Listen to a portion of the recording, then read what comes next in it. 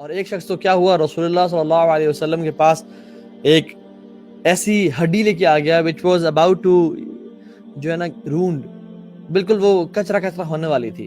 And he thought about it well. He thought that he has reached enlightenment and nirvana and ecstasy of his and the pinnacle of his intellectual approach. And سبحان اللہ، اللہ کے نبی کے سامنے کہ جیسے میں یہ مثال دوں گا تو everybody will be like یہ تم نے کیا بات کی، this is the point، اور سب حیران پریشان ہو جائیں گے.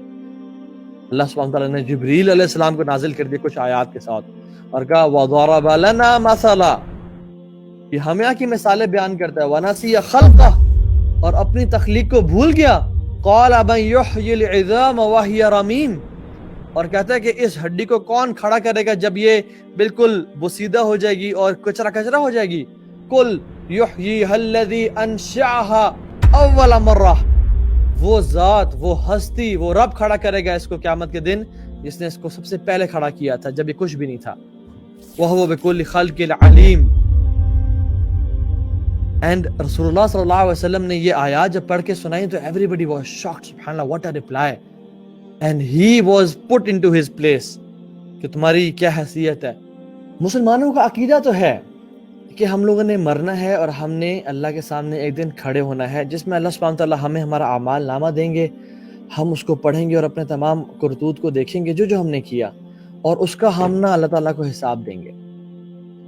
لیکن سچی بات بتاؤں واللہ دل سے یقین نہیں ہے ہمیں.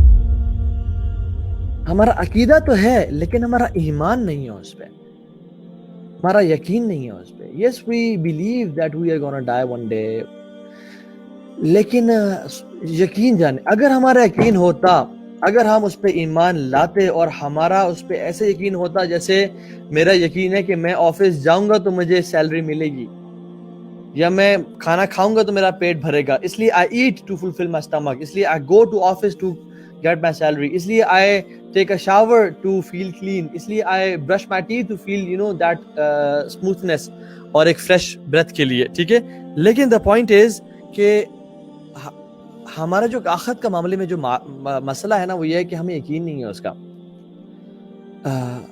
اگر ہمیں یقین ہوتا تو ہم سود نہ کھاتے واللہ.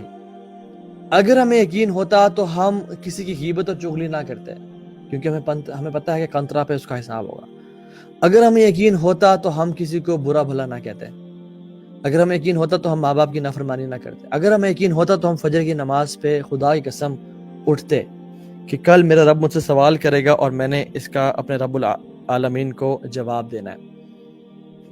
ہمیں یقین نہیں ہے اس بات کا، صحیح بات بتا رہا ہوں میں. ہمارے اعمال نظر نہیں آتے. ہم اگر آپ اپنے مال میں چلے جائیں، سینٹورس چلے جائیں جو ہمارا مال صفا گوڈ مال ہے، ڈفرنٹ آپ مارکیٹ پلیسز میں چلے جائیں، یونیورسٹیز میں چلے جائیں، you see people behaving like they are not going to die and they don't have to give a حساب ون ڈے. منہ سے ایسے گالی نکلتی ہے، ایسے نشوں میں پڑے، ایسے گناہ ایزیلی کر لیتے ہیں ہم لوگ کہ جیسے ہم نے نہیں مرنا، اللہ کے سامنے کھڑا نہیں ہونا. اب یہ موقع ہے، اس سے پہلے کہ موت آ جائے اور ہماری وہ رات قبر میں ہو، یہ اعمال کر لیں اور اللہ کی محبت کو اس دنیا میں پالیں.